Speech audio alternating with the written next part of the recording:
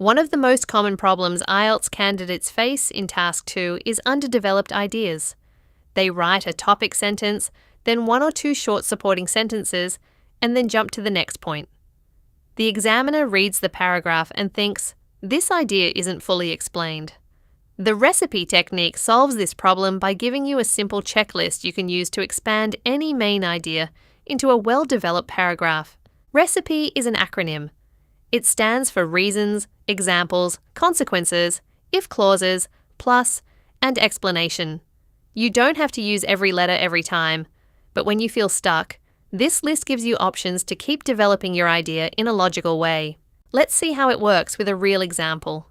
Imagine your topic sentence is, one of the more obvious consequences of globalization is that more students are deciding to study overseas.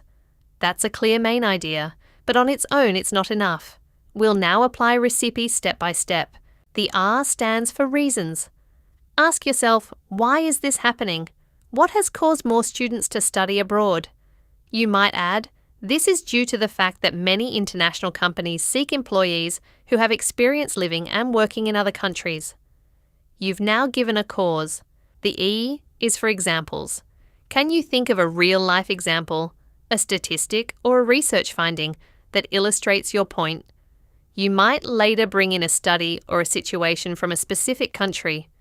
Even a simple example like, for instance, many multinational corporations in Asia now prefer job applicants who have completed part of their education overseas can make the paragraph more concrete. The C is for consequences. What are the effects of this trend? You could say, as a result, more education institutions, which profit from this trend, are offering vocational courses that have a work placement scheme with domestic businesses in order to attract foreign students to their schools. Here, you're using cause and effect language to extend the idea. I is for if clauses, conditionals. How might this trend develop in the future? You might add, if this trend continues, some argue that there could be increased competition between local and international candidates for entry-level jobs and internships.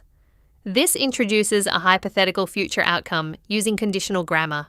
P is for plus. Can you add another related idea or angle? This is a good place to bring in a binary pair, such as individual versus community.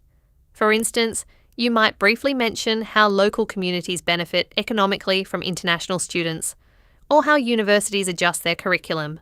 Finally, E is for explanation. Was your last point complicated? Can you restate it in simpler terms? You might write, in other words, there are those who wish to turn this into a divisive political issue promoting protectionist ideologies. This explanation helps the reader understand the significance of the previous point.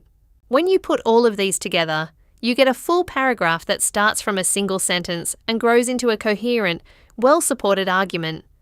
You have reasons, consequences, a hypothetical extension, and an explanation, all linked smoothly with appropriate grammar. You don't have to follow the letters in strict order in the exam, and you don't have to use every single one. The goal is to train your mind to ask the right questions. Why? For example, what does this cause? What might happen if this continues? Is there another related point? Can I clarify this in simpler words? With practice, this becomes natural. When you write your topic sentence, your brain automatically starts scanning through the RECP options and choosing which ones fit best. This stops you from writing paragraphs that are just 2 or 3 sentences long with very shallow development. The recipe technique also integrates all the grammar you've learned so far. You use cause and effect structures for consequences, conditionals for the if part, concession and contrast if you want to respond to a counter-argument, and a mix of sentence types to keep the paragraph varied and engaging. In the final lesson of this series, we'll put the entire system together by walking step by step through a full opinion essay, from question to Band 9 answer. If you haven't already, download the coursebook through the link below. It expands on this lesson and will guide you through the other videos.